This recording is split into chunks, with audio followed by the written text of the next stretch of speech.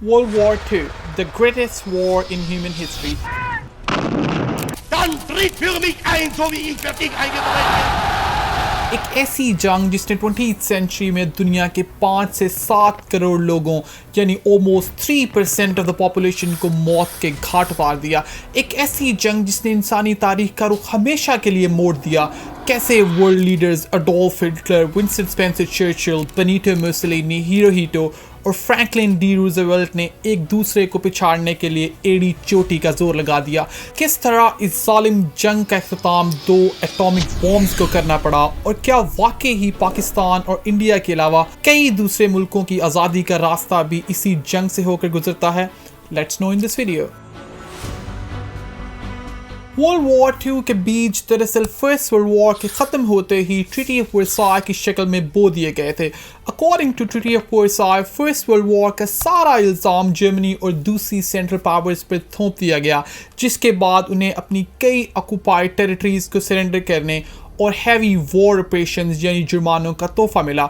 Germany पर treaty of Versailles bombshell की तरह गिरी, जिसे न सिर्फ अपनी ओवरसीज टेरिटरीज गंवाना पड़ी बल्कि उस पर अपनी फोर्सेस की मैक्सिमम तादाद को सिर्फ 1 लाख तक रखने, टैंक्स और सबमरीन न रखने और एयर फोर्स को सिरे से ही ख़त्म करने की शराइत आयद की गई। इस सब के ऊपर ही इसे 132 बिलियन गोल्ड मार्क्स का जुर्माना अदा करने का कहा गया, जो आज की करेंसी में तकरीबन 2.8 ट्रिलियन डॉलर्स के बराबर है। और जाहिर है जंग से तबाहाल जर्मनी के पास इतनी बड़ी रकम बिल्कुल नहीं थी। जर्मन इकोनॉमी को फर्स्ट वर्ल्ड वॉर में ज़बरदस्त चोट पहुंची थी, जिसके नतीजे में महंगाई आसमान से बातें करने लगी और ऊपर से वॉर ऑपरेशंस की पेमेंट ने बेचारे जर्मनी की कमर तोड़ दी। 1929 में होने वाले वॉल स्ट्रीट क्रैश की शॉकवेव्स पूरी दुनिया खासकर जर्मनी तक भी पहुंची और यहाँ 30% पॉपुलेशन को अपनी जॉब से हाथ धोना पड़े और साथ ही गुर्बत और भूख के साए पूरे जर्मनी पर छा गए। इस सब के चलते जर्मनी में तब्दीली भी आ गई। 1932 के इलेक्शंस में ultra nationalist, extremely anti Semitic और far right national socialist German workers party also known as Nazi party को जर्मन पार्लियामेंट में मेजॉरिटी भी मिल गई और infamous Adolf Hitler German chancellor की कुर्सी तक पहुंच गया, जिसने थर्ड राइख की बुनियाद रखी। जर्मनी के मुकद्दर में एक बार फिर तबाही और बर्बादी लिखी जा चुकी थी। इससे तकरीबन 10 साल पहले ही सदर्न यूरोप के मुल्क इटली में भी एक फैशिस्ट डिक्टेटर बेनिटो मुसोलिनी ताकत हथिया चुका था और अपनी इस ताकत के नशे में चूर अपनी इटालियन स्टेट को एंशिएंट रोमन एम्पायर बनाने के रास्ते पर गामजन था। हिटलर के इस बेस्ट फ्रेंड ने पहले अबिसीनिया यानी आज के इथियोपिया और अल्बानिया को मिलिट्री पावर के दम पर हड़प लिया। दूसरी तरफ under the leadership of emperor Hirohito Japan भी नेचुरल रिसोर्सेज की तलाश में पहले 1931 में मंचूरिया और फिर 1937 में सेकेंड सीनो जापानीज वॉर में दोबारा चाइना पर चढ़ दौड़ा, जिसमें न सिर्फ लाखों चाइनीज सोल्जर्स को मौत के मुंह में धकेल दिया गया बल्कि हजारों सिविलियंस खासकर औरतों और बच्चियों को ब्रूटल रेप्स का निशाना भी बनाया गया। सो इंपीरियल जापान, फैशिस्ट इटली और नाजी जर्मनी तीनों पूरी तरह लड़ाई के मूड में थे। तो हुआ कुछ यूं कि हिटलर ने लीग ऑफ नेशंस को छोड़ने, जिसे फर्स्ट वर्ल्ड वॉर के बाद किसी भी बड़ी जंग से बचाने के लिए बनाया गया था, वॉर रिपरेशन पेमेंट्स कर रोकने, जर्मन मिलिट्री बजट को 9 गुना तक बढ़ाने और 1935 में कंस्क्रिप्शन या कंपल्सरी मिलिट्री ट्रेनिंग को इंट्रोड्यूस करवाते हुए ट्रीटी ऑफ वर्साय की धज्जियां उड़ाने का आगाज़ किया।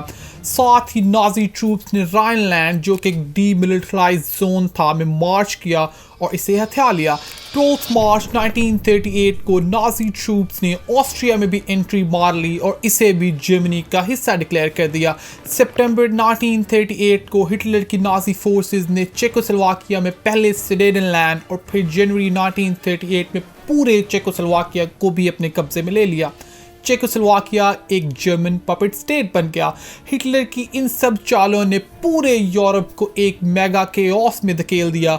इंग्लैंड और फ्रांस ये सब देखते हुए भी कुछ न कर सके क्योंकि वो हिटलर को नाराज नहीं करना चाहते थे। All this gave Hitler enough confidence to do something bigger, way bigger.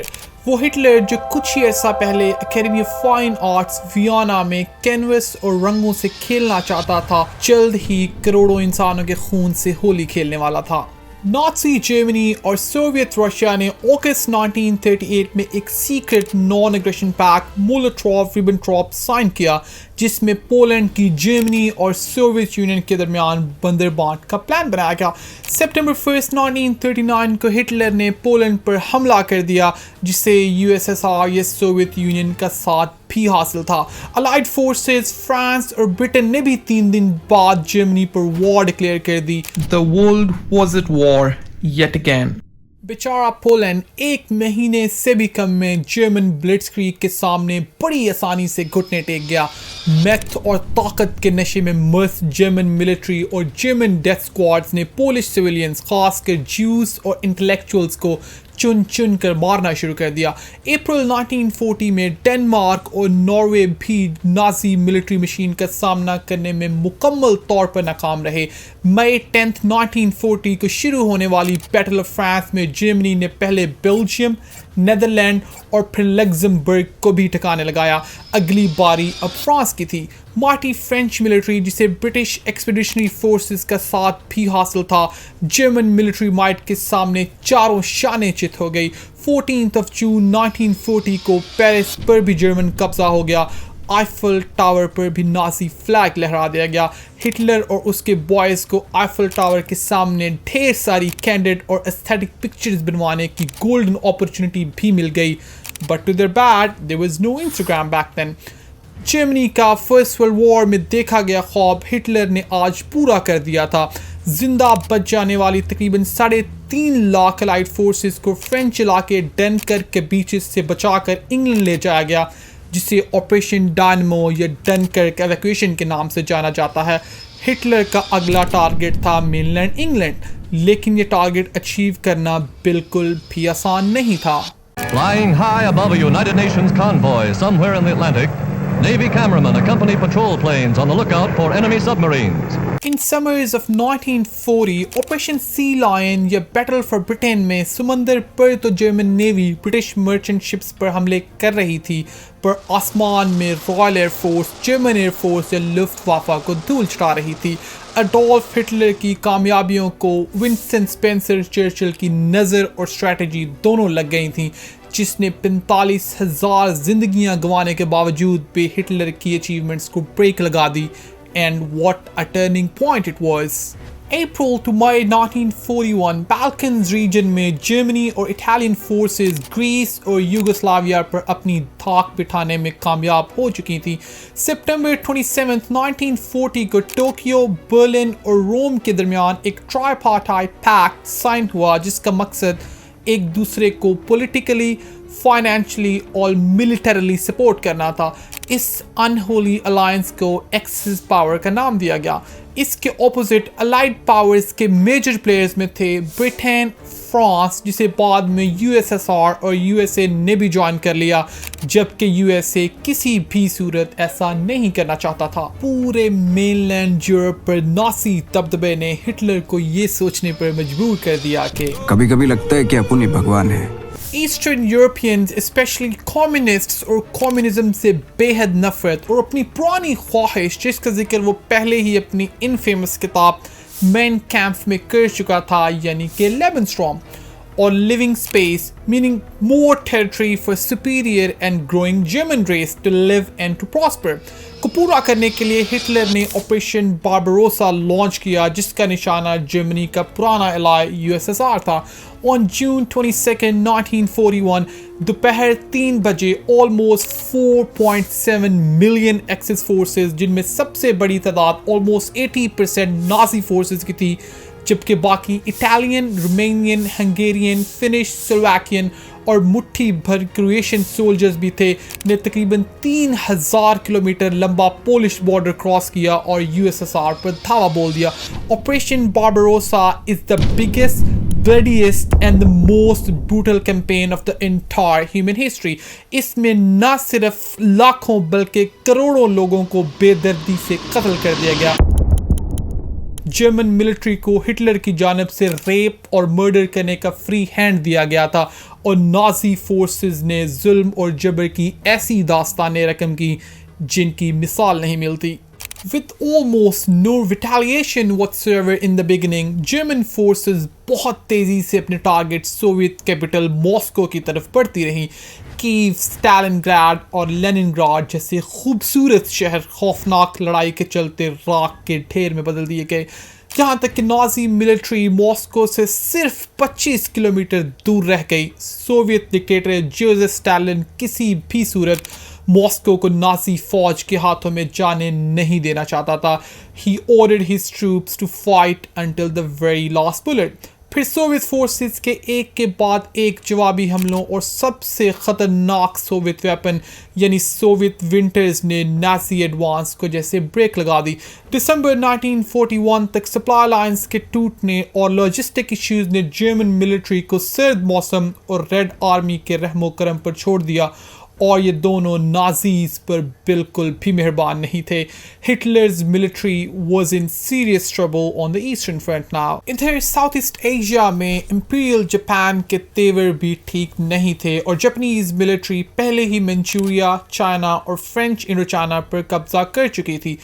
Japan کو سبق سکھانے کی خاطر یو ایس اور یورپین پاورز نے جاپان پر امبارگوز اور سینکشنز امپوز کر دیں.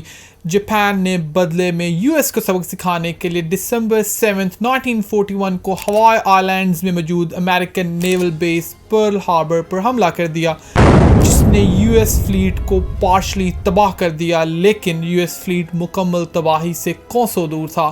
پرل ہاربر اٹیک کے بعد جاپان نے آلموسٹ پورے ساؤتھ ایسٹ ایشیا پر اپنا پرچم لہرا دیا تھا. برٹش امپائر کی فورسز کو بھی برماتے ہندوستان میں پش کر دیا گیا. جاپان اپنی 7.4 ملین کلومیٹر اسکوائر پر پھیلی نئی نویلی امپائر سے جتنا چاہے آئل اور را مٹیریلز حاصل کر سکتا تھا، اور اس نے ایسا کیا بھی. لیکن سویا ہوا ریچھ اب جاگ چکا تھا. 8 دسمبر 1941 کے U S president Franklin D Roosevelt نے جاپان پر وار ڈکلیئر کر دی. December 7th, 1941, a state of war has existed between the United States and the Japanese Empire. The big guy was now in a state of war, not only with Japan but with Germany and Italy as well. 7 جون 1942 کو Japanese navy کو battle of mid وے میں U S navy کے ہاتھوں پہلی بار ہار کا منہ دیکھنا پڑا. پیسیفک تھیٹر کی اس ہار میں نہ صرف جاپنیز نیوی کو اپنے 4 ایئر کرافٹ کیریئرز بلکہ کئی پائلٹس اور ایئر کرافٹس بھی گنوانے پڑے. سب سے بڑھ کر یہ کہ جاپنیز نیول پاور بہت کمزور پڑ گئی، اور وہ بھی اتنی کمزور کہ اب گئی. الائڈ فورسز نے ساؤتھ پیسیفک میں کاؤنٹر اٹیک کی شروعات کی، اور ان کا فائنل گول آئلینڈ کنٹریز اور ساؤتھ ایسٹ ایشیا کو جاپنیز امپیریلزم سے آزاد کروانا اور جنگ کو جاپنیز مین لینڈ تک لے کر جانا تھا. ادھر دوسری طرف مڈل ایسٹ اور افریقہ میں بھی ورلڈ وار 2 کے چھائے ہوئے کالے بادل آخر کار یورپین کالونیز پر برسنے لگے. ان سپٹمبر 1940 لیبیا میں موجود اٹالین فورسز نے برٹش آکوپائڈ ایجپٹ پر چڑھائی کی، جنہیں منہ کی کھانا پڑی. برٹش فورسز نے بدلے میں آپریشن کمپس لانچ کیا، جس میں نہ صرف ہزاروں اٹالین فورسز کو جنگی قیدی بنا لیا گیا بلکہ کچھ علاقوں پر قبضہ بھی جما لیا. نازی افریقہ کور اور کمانڈر جنرل رومل کو اٹالینز کی مدد کے لیے وار تھیٹر میں اتارا گیا، جنہوں نے برٹش فورسز کو لیبیا سے نکال پھینکا. فرسٹ اور سیکنڈ بیٹل آف العالمین میں برٹش کمانڈر جنرل مونٹگمری نے جنرل رومل کی فوج کو ناکوں چنے چبوا دیے اور انہیں ہار کا منہ دیکھنا پڑا. الائڈ فورسز نے نومبر 1942 میں ایکسس فورسز کے اگینسٹ ایک نیا محاذ کھولنے کی خاطر موروکو اور الجیریا میں پڑاؤ کیا. نومبر 1942 سے 1943 تک الائڈ فورسز نے ایکسس فورسز کو ٹونیشیا بھاگنے پر مجبور کر دیا، اور ایکسس فورسز کو بالآخر نارتھ افریقہ میں ہتھیار ڈالنے پڑے. عراق، سیریا، لیبنان میں بھی جیت الائڈ فورسز کے حصے میں آئی. 9 جولائی 1943 کو الائڈ فورسز نے آپریشن ہسکی لانچ کیا، جس کا مقصد اٹالین آئی لینڈ سسلی میں انٹر ہو کر پورے اٹلی کو ایکسس پاور سے پاک کرنا تھا. Operation Husky was a complete success. جولائی 25 کو Italian prime minister Benito Mussolini کو گھر بھیج دیا گیا، اور سپٹمبر 3, 1943 کو نئی اٹالین گورنمنٹ نے الائڈ فورسز کے سامنے گھٹنے ٹیک دیے. نہ صرف یہ بلکہ اٹلی نے اپنے پرانے دوست جرمنی پر وار بھی ڈکلیئر کر دی. ٹیبلز ور ٹرنڈ ناؤ. 28 اپریل 1942 کے دن بینیٹو موسولینی, اس کی وائف اور کئی دوسرے فیشسٹ لیڈر کو فائرنگ اسکواڈز کے سامنے لا کھڑا کیا گیا اور انہیں اپنی جان سے ہاتھ دھونا پڑے. گھمسان کی لڑائی کے باوجود مئی 1940 تک ناردرن اٹلی سے بھی ایکسس فورسز کا صفایا ہو چکا تھا. نومبر 28 کو ایرانین کیپٹل تہران میں Soviet dictator Joseph Stalin, British prime minister Winston Spencer Churchill اور American president Franklin D Roosevelt سر جوڑ کر بیٹھے اور امپورٹنٹ ڈیسیژن میکنگ میں حصہ لیا جو وار کا پاسا الائڈ فورسز کی فیور میں بدلنے والی تھی.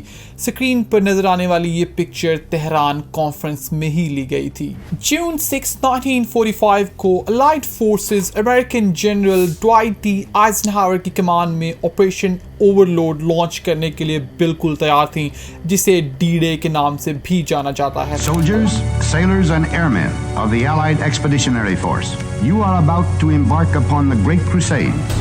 You will bring about the destruction of the German war machine, the elimination of Nazi tyranny over the oppressed peoples of Europe. Your enemy is well trained, well equipped and battle hardened. He will fight savagely. But this is the year 1944. Allied troops کو year crafts اور ships کی مدد سے French علاقے Normandy, جو کہ Nazi control میں تھا, کے بیچز پر کامیابی سے اتارا گیا. It was the beginning of the end for Nazi Germany. T-day نے جرمن فورسز کو زبردست نقصان پہنچایا اور وہ پھر سنبھل نہ سکیں. ہار کے اس ڈومینو ایفیکٹ نے انہیں پیچھے ہٹنے پر ایسا مجبور کیا کہ وہ جرمن کیپٹل برلن تک جا پہنچیں. ایسٹرن فرنٹ پر بھی جرمن فورسز کی حالت بہت بری تھی اور اسے ایک کے بعد ایک ہار نے سوویت یونین اور پھر پولینڈ سے باہر واپس جرمنی تک دھکیل دیا تھا. اب ریڈ آرمی خود بھی جرمن کیپٹل برلن کے دروازوں پر دستک دے رہی تھی. انگلش چینل سے لے کر رشین ریور وولگا تک پھیلی ہوئی نازی امپائر اب صرف برلن تک سکڑ چکی تھی اور نازی فیورر رائکس چانسلری کے پاس اپنے انڈر گراؤنڈ بنکر میں چوہے کی طرح دم دبائے چھپا بیٹھا تھا. برلن کو بچانے کی ہر ممکن کوشش کی گئی, لیکن ریڈ آرمی کے غصے اور فائر پاور کے آگے وہ نہ ٹک سکا. اپریل 30, 1945 کو اڈولف ہٹلر اور اس کی نئی نویلی دلہن نے سوسائڈ کر لی. رائسٹیگ یا جرمن پارلیمنٹ پر بھی سوویت فلیگ لہرا دیا گیا. Third Reich had collapsed finally. ختم, bye bye, tata, goodbye, گیا. مئی 7, 1945 کو جرمنی نے انکنڈیشنلی سرنڈر کر دیا. مئی 8 کو آج بھی وکٹری ان یورپ ڈے کے طور پر منایا جاتا ہے. بیک دین جاپان اپنے تگڑے اینیمے نہیں بلکہ اینیمیز کو ٹکر دینے کے لیے جانا جاتا تھا. پیسیفک تھیٹر میں یو ایس ایک کے بعد ایک آئلینڈ نیشنز کو جاپانی قبضے سے آزاد تو کروا رہا تھا, لیکن ان لڑائیوں میں دونوں طرف ہونے والا جانی نقصان بے حد زیادہ تھا. جاپنیز آرمی کسی بھی صورت ایک انچ بھی پیچھے ہٹنے کے لیے تیار نہیں تھی اور جوان خون کے آخری قطرے تک لڑ رہے تھے. For Japanese surrender was not even an option. Mainland Japan پر قبضے کا خواب, جس میں ابھی کئی سال اور لاکھوں انسانی جانیں لگنی تھیں, ناممکن دکھائی دینے لگا. انہی حالات کو دیکھتے ہوئے U S president Harry S Truman, جنہوں نے فرینکلن ڈی روزویلٹ کی موت کے بعد پریزیڈنشل آفس سنبھالا تھا, نے جاپان پر ایٹامک بمبز گرانے کا فیصلہ کیا, جیسا کہ آپ نے لیجنڈری فلم بلیک رین میں ضرور دیکھا ہوگا. 6 اور 9 اگست 1945 کو جاپنیز سٹیز ہیروشیما اور ناگاساکی پر B-29 بامبر سے گرائے گئے 2 اٹامک بمبز لٹل بوائے اور فیٹ مین نے ایسی تباہی مچائی کہ ہر طرف لاشیں, آگ اور راکھ ہی دکھائی دینے لگی. First record of the doom of Nagasaki, target for atom bomb number 2, is filmed from a super fortress many miles away.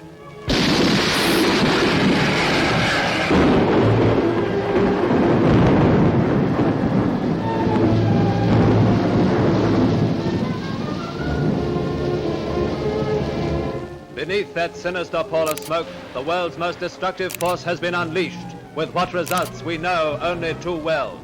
Human history کے اس پہلے اور ہوپفلی آخری نیوکلیئر اٹیک میں ہونے والے تقریباً 2 سے 2.5 لاکھ موتوں اور USSR کے جاپان پر ڈکلیریشن آف وار کے بعد حملے کی شروعات نے جاپان کو آخر کار 15 اگست 1945 کو ہتھیار ڈالنے پر مجبور کر دیا۔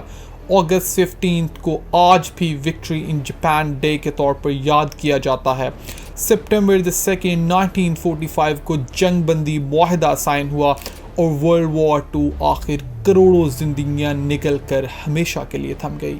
صرف وار فرنٹ پر ہی نہیں بلکہ نازی کنسنٹریشن کیمپس میں Jews, prisoners of war, homosexuals, physically and mentally disabled لوگوں اور political prisoners کی zyklon B کے ہاتھوں گیس چیمبرز میں 70 لاکھ موتوں، تقریباً سبھی کنٹریز کی سویلین ٹارگٹس پر اندھا دھند بمباری، فورس لیبر، جاپانیز ملٹری کے ساؤتھ ایسٹ ایشیا اور نازی ملٹری کے ایسٹرن یورپ میں کرائمز اگینسٹ ہیومینٹی نے تقریباً 5 کروڑ عام انسانوں کو جن کا جنگ سے کوئی لینا دینا تک نہیں تھا کو بے رحم موت کے منہ میں دھکیل دیا۔ اس کے علاوہ لڑائی میں شامل تقریباً 2 کروڑ فوجی جوانوں کو بھی اپنی قیمتی جانیں گنوانا پڑی۔ ورلڈ وار 2 کے بعد دنیا کا پولیٹیکل، اکنامیکل اور سوشل لینڈسکیپ ہمیشہ کے لیے بدل گیا۔ یونائٹڈ نیشنز وجود میں آئی اور دنیا ہاٹ وار سے کولڈ وار کی طرف چلے گئی۔ فرانس اور برٹین جیسی سپر پاورز جنگ جیتنے کے باوجود بہت کمزور پڑ گئیں اور ڈی کولونائزیشن جیسی موومنٹس کو تو جیسے پر لگ گئے۔ نیشنلزم کے ابھرتے کولونیل کنٹریز میں انڈیپینڈنس اور سیلف ڈٹرمنیشن کی مانگ بہت بڑھنے لگی۔ نئی پیدا ہونے والی سپر پاورز جیسے یونائٹڈ اسٹیٹس اور سوویت یونین نے بھی آزادی کی ان موومنٹس کا کھل کر ساتھ دیا۔